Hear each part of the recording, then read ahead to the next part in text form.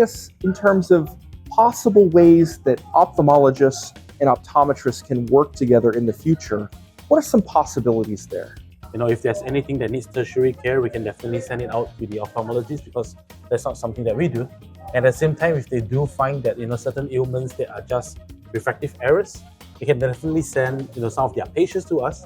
There's co-management space in the likes of the government hospitals where they are just busy. Tasks can be outsourced, like refraction, getting axial length. So I think these are a few things that we can probably look at when it comes to working together with the ophthalmologists in making sure that we take care of the patients well.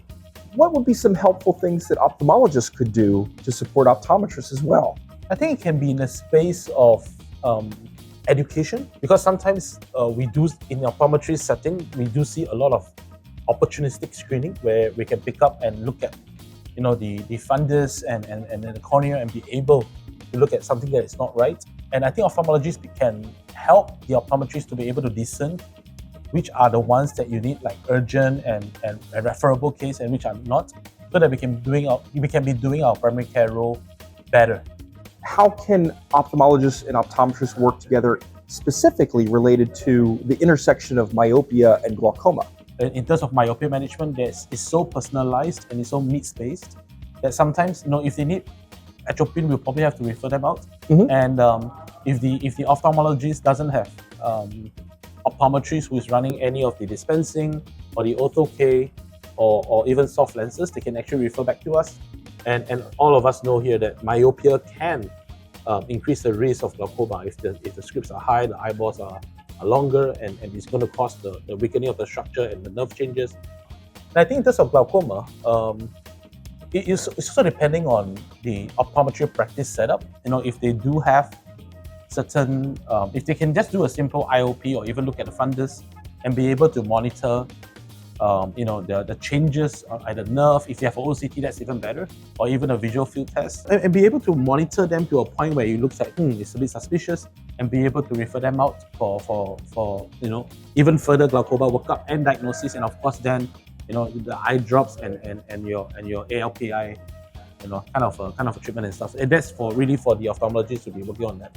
We know that sometimes in a government restructured hospital setting, it can be of a longer waiting time. That's a reality, and because of that, they don't get timely glaucoma interventions, and it can lead to irreversible vision loss. And I think it's a huge pity.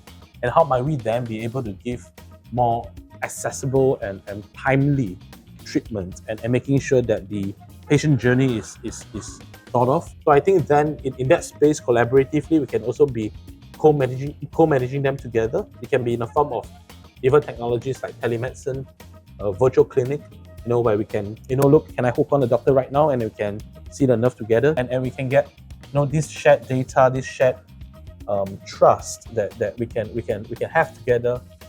Again, what's best for the patient, I think, is what's best for us. What are some things that maybe they should know, how they can be supported further by optometrists as well? So I think a lot of trust can be built. And sometimes I think it's good for the ophthalmologist to even visit our practice to look at the kind of technology and the kind of patient care that we put into. Making a pair of glasses is not just about refraction and tada, there you go. But there's a lot of observational skills, and adjusting and dispensing.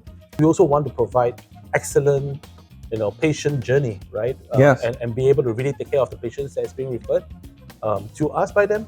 And I think it goes both ways, right? We believe that our patients, when we refer out, you'll be taken care of by the doctors that we trust and work with. At the end of the day, it's still the patient that we are actually caring for, and making sure that they have the best vision outcome. Or maybe, Matt, you can organize like a cocktail party, where everybody is just gonna hang out and have some drinks, and when everything is more loosened, in terms of the vibes and the nerves. And a lot of conversations can flow, and it's getting to know each other and getting to know that, hey, he's a great person, and he's the right person that I want to be working with, and that's how a lot of times friendships are born, even business associate and partnership is formed. At the end of the day, we are all eye care professionals, whether it's at primary setting or at tertiary setting. So whatever that is the best for the outcome, it's going to be the best for the world.